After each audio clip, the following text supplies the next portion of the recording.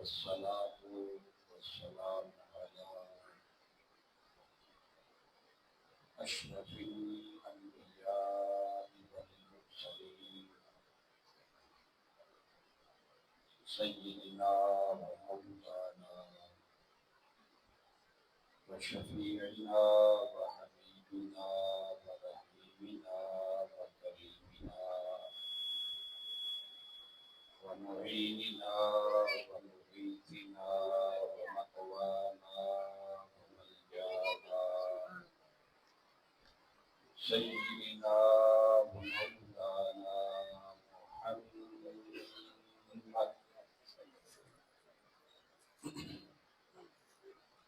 وعلى آله الطيبين الطاهرين وأصحابه الهادين المهديين وأولياء أمته وعلماء ملته وسائر أمته أجمعين.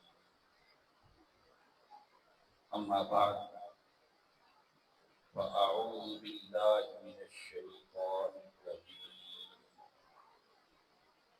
بسم الله الرحمن الرحيم. هو الظاهر والباطن صدق الله العظيم.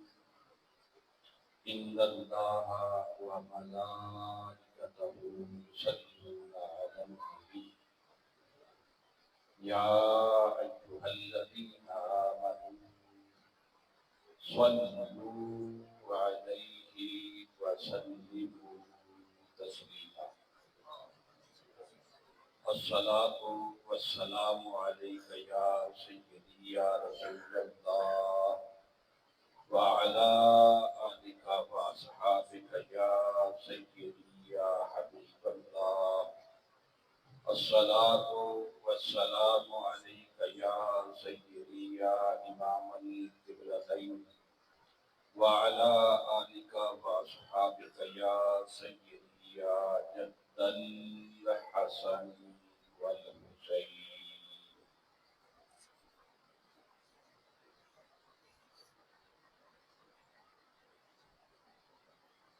میرے نہایت ہی مشفق و مہربان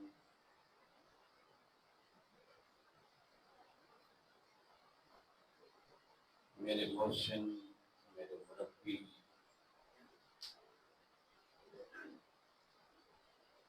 حضرت قبلہ پروفیسر صاحبزادہ محمد مشتاق انور صاحب زیب و زینت آستانہ عالیہ ولا شریف،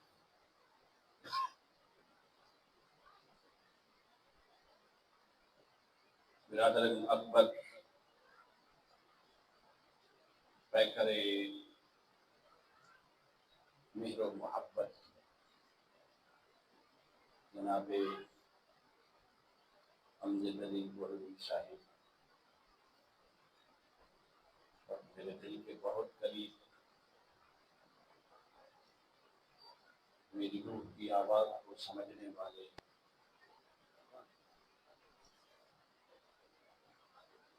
مجھے بہت سے پیار سے نوازنے والے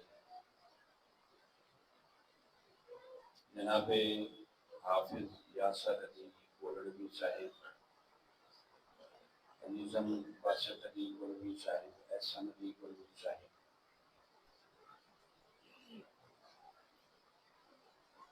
سچی بات یہ ہے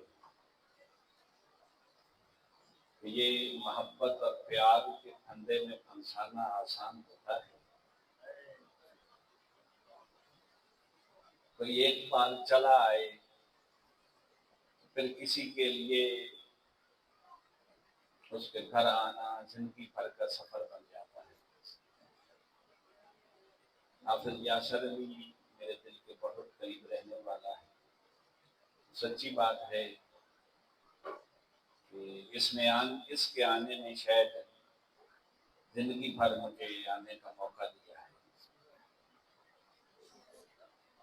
اس خاندان کے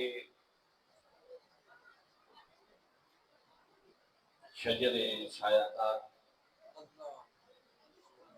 جن کی چھاؤں میں یقیناً یہ ساری فیملی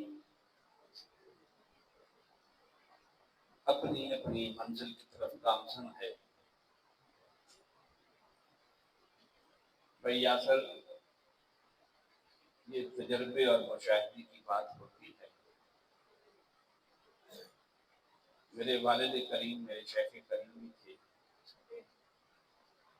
مگر ان کے جانے کے بعد مجھے یہ اندازہ ہوا، یاسر بھائی میری بات سنیے، ان کے جانے کے بعد مجھے یہ اندازہ ہوا کہ زندگی میں باپ ایسی ہستی ہوتا ہے جس کی زندگی بھر یہ کوشش ہوتی ہے کہ میرے بیٹے کا قد مجھ سے اونچا ہو جائے۔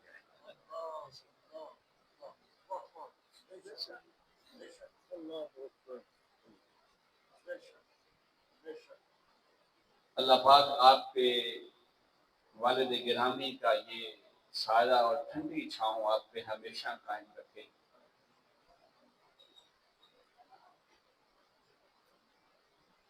میں قبلہ گھر سے نکلا، آپ یقین کریں یہ اعجاز محبت ہے۔ یاسر بھائی کو بھی علم ہے، یہ میرے دوست بھی 2-3 میرے ساتھ ہوتے ہیں، ہمیشہ یہی ہوتے ہیں۔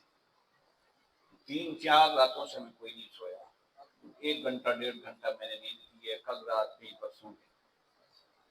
راستے میں ٹریفک جو ہے وہ بلاک تھی، تو قبلہ مجھے ایک وہ شعر بھی یاد آیا، میں نے کہا میں سناؤں گا یاسر بھائی کو کہ چلتے چلتے تھک ہار گئے تو پوچھا قوم کے چھالوں نے، کتنی بستی دور بنا لی دل میں بسمیں مار گئے۔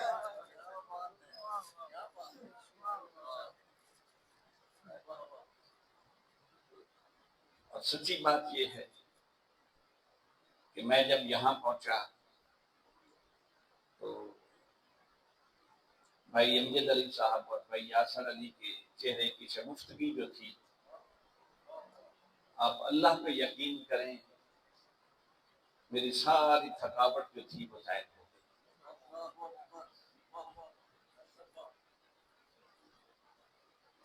جملہ آپ کا حکم تھا، جو جملہ آپ نے بولا، میں پھر سوچتا رہا بیچ بیچ میں کہ میں کیا کہوں۔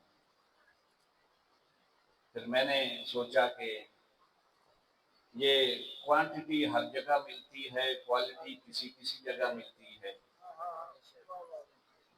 آج اگر مجھے کوالٹی میسر آئی ہے تو کوئی کوالٹی والی ہی بات کر لیتے ہیں۔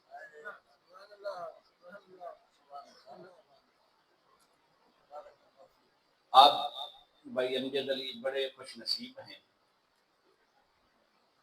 یاسر جیسے بیٹے بھی ہر گھر میں پیدا نہیں سکتے۔ کسی بزرگ نے قبلہ کہا تھا کہ گھر گھر جمن لالیاں، گھر گھر جمن کاں، ورلیاں ورلیاں جمدیاں نے ہنسی نہ ڈالا۔ آپ نے جملہ ارشاد فرمایا کہ اللہ کے بندے جو ہوتے ہیں یہ اللہ کا غیب نہیں ہوتے۔ میں نے قرآن مجید فرقان حمید کے ایک مقام سے اسی سے ریلیٹڈ 2 الفاظ کی تلاوت کا شرف حاصل کیا۔ رب ذوالجلال فرماتا ہے هو الظاہر والباطن، وہ ہی ظاہر ہے اور وہی باطن ہے۔ یہ ہوا ضمیر واحد کی ہے، یعنی جو ظاہر ہے باطن میں بھی وہی ہے، اور جو باطن ہے ظاہر میں بھی وہی ہے۔ ہاں بس اتنا فرق ہے۔ میں 2-4 لوگوں کو سبق سنا لوں گا، میں نے بات تو چھیڑ لی۔ فرق صرف اتنا ہے کہ وہ اپنے حکم کے ساتھ اگر ظاہر پر جلوہ گر ہو جائے تو شریعت بن جاتی ہے، اور اگر اپنے حکم کے ساتھ باطن پر جلوہ گر ہو جائے تو طریقت بن جاتی ہے۔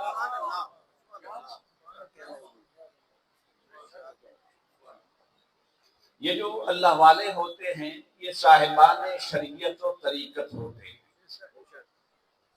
حضرت قبلہ درویش کامل صوفی محمد رمضان گولڑوی چشتی رحمت اللہ تعالی علیہ کے اس مبارک کی محفل میں ہم حاضر ہیں، تو ہم کسی غیر اللہ کے پاس نہیں ہیں۔ میں عرض کر رہا تھا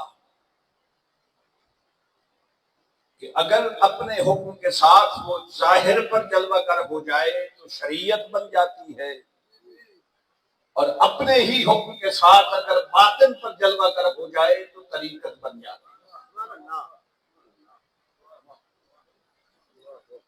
یہ جو جھگڑے ہیں یہ محرومیوں کے جھگڑے ہیں،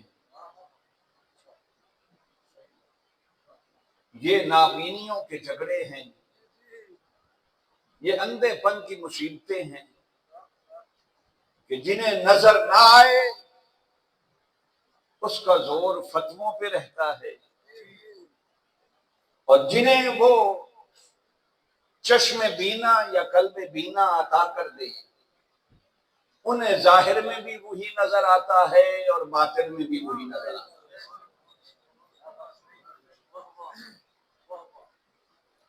آپ اس کو یوں سمجھ لیں کہ ظاہر جسم ہے اور باطن روح ہے۔ جس طرح روح جسم سے جدا نہیں، جسم روح سے جدا نہیں، روح ہو جسم نہ ہو انسان اسے بھی نہیں کہتے، جسم ہو روح نہ ہو زندہ اسے بھی نہیں کہتے، مردہ وہ بھی ہوتا ہے۔ تو جس طرح ظاہر و باطن لازم و ملزوم ہے، بے عین ہی اسی طرح جسم اور روح لازم و ملزوم ہے۔ ہاں اتنی بات ضرور عرض کر دوں گا، میں بزرگوں کے جوتے اٹھانے والا ہوں کہ اگر ظاہر روشن ہو جائے تو ضروری نہیں کہ اس سے باطن بھی جگمگا اٹھے، مگر یہ ضروری ہے کہ اگر باطن روشن ہو جائے تو اس کی کرنیں ظاہر کو بھی روشن کر دیتی۔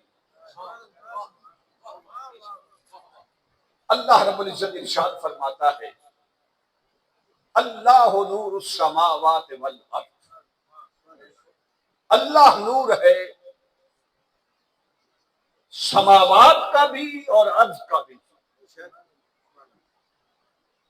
معذرت کے ساتھ ہمیں اکثر سما کا معنی آسمان لکھا ہوا نظر آتا ہے، بتایا جاتا ہے، اور ارض کا معنی زمین بتایا جاتا ہے، مگر یہ اس کا بیسک میننگ نہیں، یہ مفہومی معنی تو ہو سکتا ہے، اس کا بنیادی معنی نہ سما کا بنیادی معنی آسمان ہے، نہ ارض کا بنیادی معنی زمین ہے، بلکہ سما کہتے ہیں اونچی جگہ کو اور ارض کہتے ہیں پست جگہ کو۔ اس پہ قرآن بھی گواہ ہے اور سائنس بھی گواہ ہے۔ دیکھیے اللہ فرماتا ہے وَأَنزَلَ مِنَ السَّمَاءِ مَاءً، اس نے سما سے بارش برسائی۔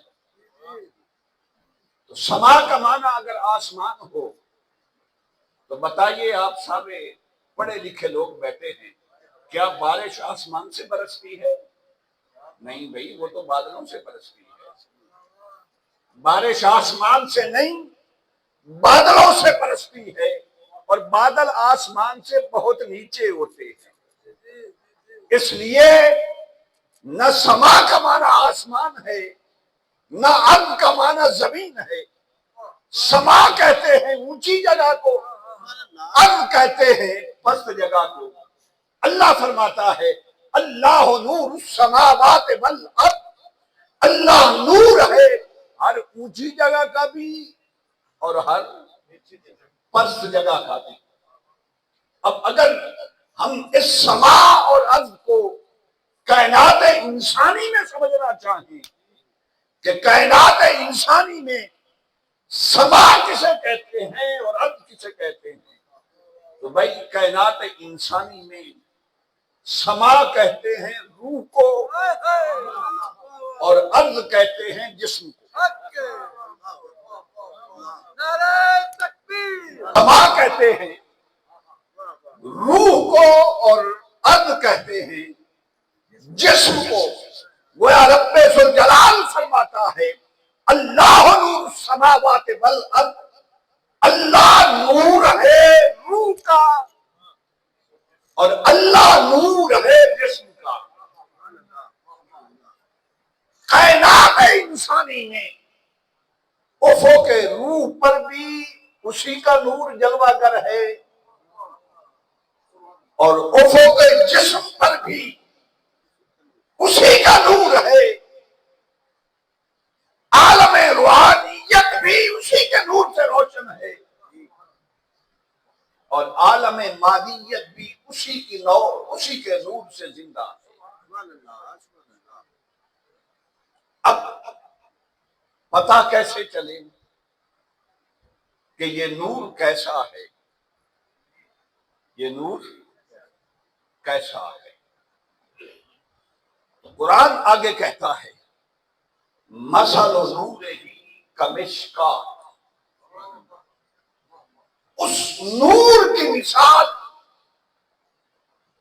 جو کائنات انسانی میں افق سما پر بھی جلوہ گر ہے اور افق ارض پر بھی جلوہ گر ہے، اس نور کی مثال ایک قندیل کی ہے، کہتے ہیں چراغ کو، قندیل کہتے ہیں چراغ کو۔ اچھا دیکھیے، اگر اس نور کو کوئی دیکھنا چاہے، میں آیت کریمہ کی طرف پھر چلوں گا، تو ڈائریکٹ نہیں دیکھ سکتا، اس لیے وہ کہتا ہے بھائی تم اگر گرمیوں میں دوپہر کے وقت اس سورج کو ڈائریکٹ دیکھنا چاہو تو آنکھیں چندیا جاتی ہیں، سن گلاسز استعمال کرتے ہو تو میرے نور کا جو کروڑواں حصہ بھی نہیں، تم تو ان آنکھوں سے اسے نہیں دیکھ سکتے، میرے نور کو کیسے دیکھو گے؟ وہ اکھیاں تک لیاں تسی ملے ہو تے ساجن ملیا ہن آساں لگ پئیاں۔ کہ اگر سورج کو ڈائریکٹ دیکھنا چاہو تو سن گلاسز لگانے پڑتے ہیں، وہ فرماتا ہے کہ تم میرے نور کو کیسے دیکھ سکتے ہو؟ تو رب ذوالجلال نے پھر انتظام کیا کیا اس نور کو دکھانے کا؟ ایک آئینہ بنایا، ایک آئینہ بنایا اور اس آئینے میں اپنے نور کا انعکاس کیا۔ وہ آئینہ جس میں نور خدا، بلکہ قبلہ میں عرض کروں گا ذات خدا اور صفات خدا کا ظہور ہوا، وہ آئینہ ذات مصطفیٰ تھی، وہ آئینہ ذات مصطفیٰ تھی۔ رب نے جب یہ آئینہ بنایا تو خواجہ محمد یار فریدی نے فرمایا نبی سائیں تڑے منہ دکھانا سلکے۔ دیکھیے اسی موضوع میں رہیے گا، نبی سائیں تیرے منہ دکھاون صدقے خدا سائیں محمد بن آمن تو صدقے، بنامن تو صدقے نہیں، خدا سائیں محمد بن آمن تو صدقے، اور تیرا میم دا برکا پامن تو صدقے، تیرا میم دا برکا پامن تو صدقے، عہد ہو کہ احمد سڈامن تو صدقے۔ بھئی یہاں تو مجھے کسی فتوے کا ڈر نہیں نا، تیرا میم دا برکا پامن تو صدقے، عہد ہو کہ احمد سڈامن تو صدقے۔ اور خواجہ صاحب نے کیا خود فرمایا کہیں کوہ طور تھے جلوے کی تو نہیں، کہیں کوہ طور تھے جلوے کی تو نہیں، عرب آ کے چادر لہامن تو صدقے۔ نہیں شاید آپ تک میرا موصل نہیں پہنچا موضوع، مگر جن تک میں نے پہنچانا تھا پہنچا دیا۔ عرب آ کے چادر لہامن تو صدقے، اور یارو یہ بھی ان کے خیر نہیں نا، تو خواجہ محمد یار فریدی فرماتے ہیں کہ شہر چاچڑی وچ فریدا سڈوئے، شہر چاچڑی وچ فریدا سڈوئے، تڑے یہ دے برکے پامن تو صدقے، تڑے یہ دے برکے پامن تو صدقے۔ اور سیدنا پیر مہر علی شاہ صاحب فرماتے ہیں اساں صورت دل بر وچ بے صورت نو جان لیا، اسی صورت عظمت بھائی صورت دل بر وچ بے صورت نو جان لیا، بنا عین عرب بن عین عرب بنا می محمد اساں یار نو خوب پہچان لیا، بنا عین عرب بنا می محمد اساں یار نو خوب پہچان لیا۔ اور یارو خواجہ فرید بھی فرماتے ہیں نا، بلکہ خواجہ محمد یار فریدی کی ہی بات کر دوں، وہ فرماتے ہیں کہ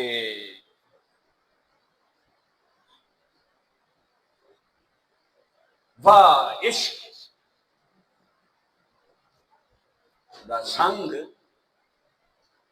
واہ عشق دا سانگ رچایا، واہ عشق دا سانگ رچایا، جڑ پاک فریدن آیا، واہ بس دو چار صحیح باتیں کر لیں گے تو مزہ آ جائے گا۔ واہ عشق دا سانگ رچایا، بن پاک فریدن آیا، ہر دل وچ شور مچایا۔ اب اگلا جملہ میں مائک سے ہٹ کے کہوں گا، ہر دل وچ شور مچایا، لا ریب خدا اکبرڑی، تو رب ذوالجلال نے جسے دکھا کے اپنا آپ دکھانا چاہا، کوئی میری ذات دیکھنا چاہے تو اسے دیکھ لے، کوئی میری صفات دیکھنا چاہے تو اسے دیکھ لے۔ انا عرب بلا عین وانا احمد بلا می، اس کو دیکھنا چاہے تو اسے دیکھ لے۔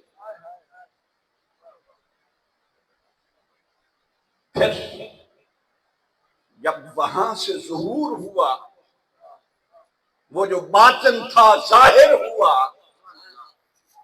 اب کائنات کو دکھانا تھا نا، کائنات کو دکھانا تھا نا، ہے ہر طرف پورا، یہ منقسم نہیں ہو سکتا، ہر میں پورا ہر طرف پورا۔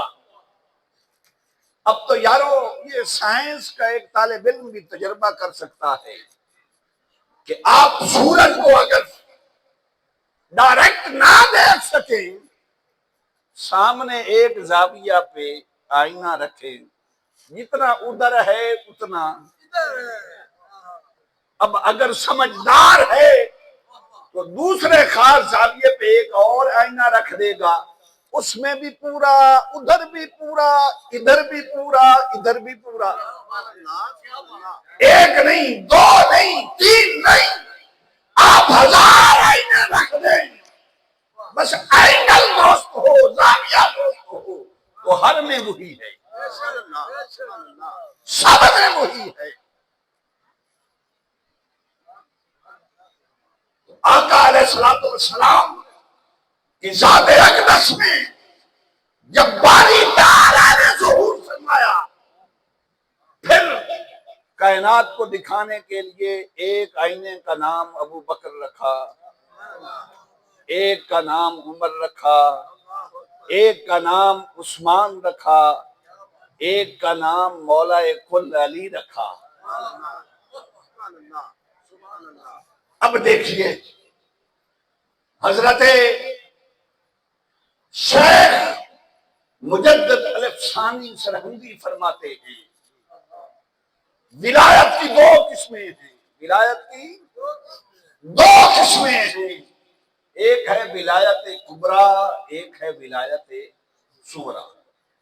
فرمایا ساری کائنات میں ولایت صغریٰ تقسیم ہوئی، ولایت صغریٰ تقسیم ہوئی، ولایت کبریٰ، یہ حضرت مجدد الف ثانی کا فرمان ہے، کسی مولوی کو مرچیں لگیں تو ان سے پوچھے۔ فرمایا ولایت کبریٰ آقا علیہ السلام سے ڈائریکٹ مولا علی کو منتقل ہوئی،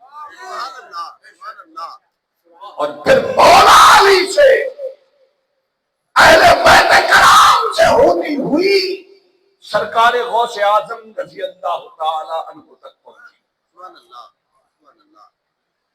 اب چلتا ہوں قرآن کی طرف۔ فرمایا مثل نورہ کمشکات، اس نور کی مثال ایسے ہے جیسے چراغ دان ہو، جیسے چراغ دان ہو۔ بھئی چراغ دان قبلہ تشریف فرما ہے، بھائی امجد علی تشریف فرما ہے، یاسر کی عمر ابھی کم ہے، چھوٹی ہے، شاید اس میں نہ دیکھا ہو، وہ مسجدوں میں چراغ دان بنے ہوتے تھے دیا جلانے کے لیے، دیکھا ہے کبھی؟ وہ مسجد کی دیوار کے اندر بنا، اوپر سے ایسے، پھر ایسے، اور پھر نیچے سے، یہ دیکھیے نا، اوپر سے ایسے، ادھر ادھر ادھر دیکھیں، اوپر سے ایسے، پھر ایسے، پھر ایسے۔ حضرت عبداللہ بن عباس رضی اللہ تعالیٰ عنہ فرماتے ہیں کہ اس چراغ دان سے مراد ولی کا سینہ ہے۔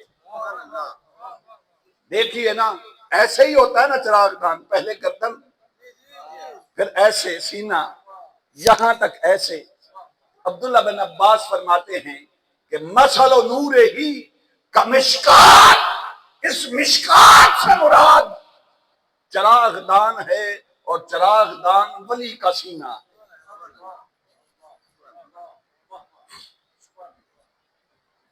پھر مالک، یہ چراغ دان تو ہر انسان کے ساتھ ہے نا، ہمیں کیسے پتا چلے کہ یہ ولی کا سینہ ہے؟ تو فرمایا المصباح فی زجاجہ،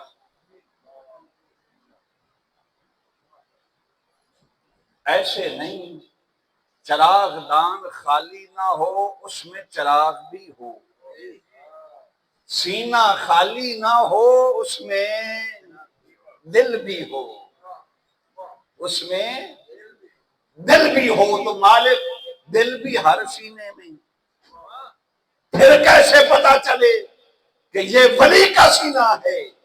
فرمایا کأنہا کوکب درّی، بجھا ہوا دل نہیں، عشق سے ناواقف دل نہیں،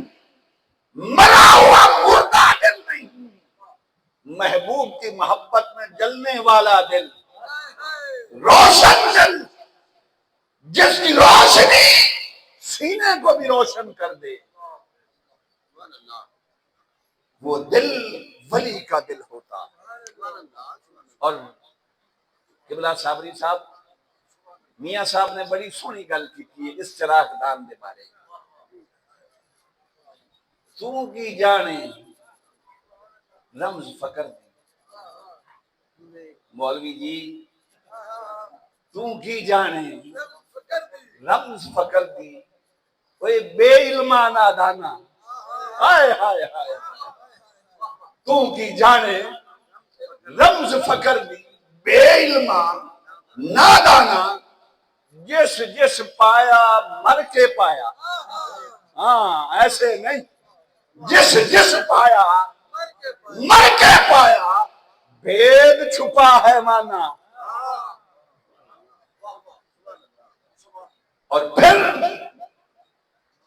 جس کو مل جائے جائیں ایک گھٹ بھر کے پیتا، وحدت دے مدلالوں، جسے یہ نصیب ہو گیا، جس ایک گھٹ بھر کے پیتا، وحدت دے مدلالوں، علم کلام نہ یاد رہے ہونے، علم کلام نہ یاد رہے ہونے، گزرے کال مکالوں، مر کے جیون دی گل محمد دسے کون زبانوں، آئے آئے، یہ سب فرماتے ہیں مر کے جیون دی گل محمد دسے کون زبانوں، باسے باطل موت سخن دے مانے دور بیانوں۔ یہ مر کے جیون والی بات یہ تو کسی فقیر سے ہی پوچھ سکتا ہے۔ تو میں عرض کر رہا تھا کہ ہوا ظاہر والباطن، ظاہر میں بھی وہی جلوہ گر ہے اور باطن میں بھی وہی جلوہ گر ہے، فقط بات اتنی ہے کہ تو نابینا نہ ہو، تیرے پاس چشم بینا ہو، تیرے پاس دیکھنے والا دل ہو، اور اگر دل کا بھی اندھا ہے آنکھوں کا بھی اندھا ہے تو رب بھی فرماتا ہے کیا اندھے من کان فی ہذہ اعمی، یہ اہل تصوف کے لیے ہے، رب نے فرمایا کہ من کان فی ہذہ اعمی فہو فی الآخرۃ اعمی، جسے جہاں یہ دولت نصیب نہ ہوئی، جو کسی روشن دل والے کے پاس نہ پہنچا، وہ بیچارہ آخرت میں بھی اندھا ہوگا۔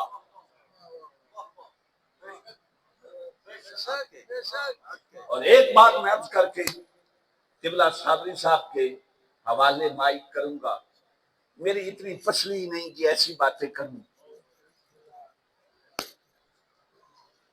شیخ ابو طالب مکی رحمت اللہ علیہ نے قبلہ قوت القلوب میں نقل کیا ہے کہ جب زلیخا کا نکاح حضرت یوسف علیہ السلام سے ہو گیا نا، جب حضرت زلیخا کا نکاح یوسف علیہ السلام سے ہو گیا، پہلے والا واقعہ تو آپ نے سن رکھا ہے نا علماء سے، نکاح ہو گیا، اب آہستہ آہستہ زلیخا پیچھے ہٹنا شروع ہو گئی،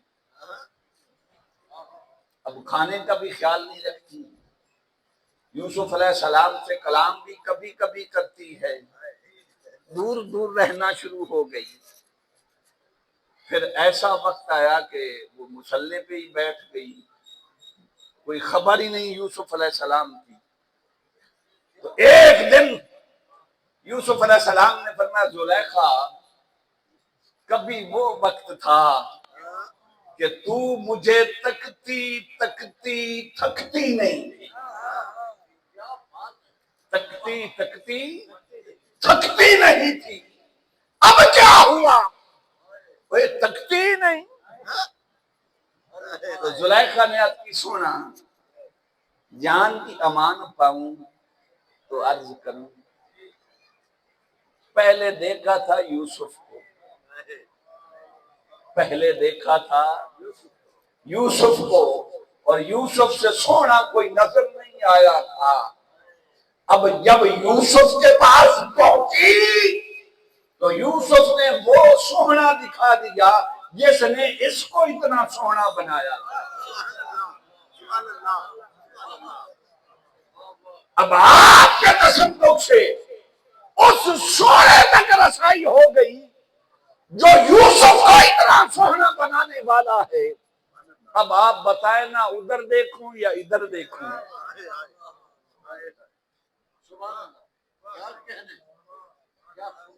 ادھر تکوں یا ادھر تکوں؟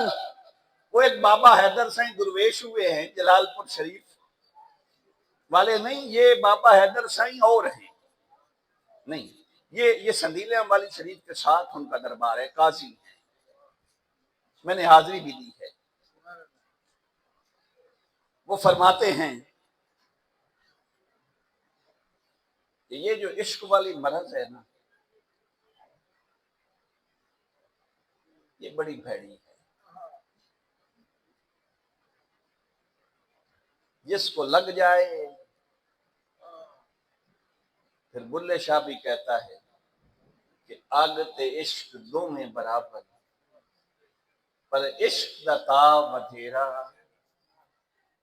اگ بلے تے ساڑے ککھ تے کانے، عشق نے ساڑے آئے تن میرا، اگ بلے بجھاوے پانی، تے عشق دا دارو کیڑا، بلے شاہ اتھے کچھ نہیں سجدا، جتھے عشق نے لا دیا ڈیرا۔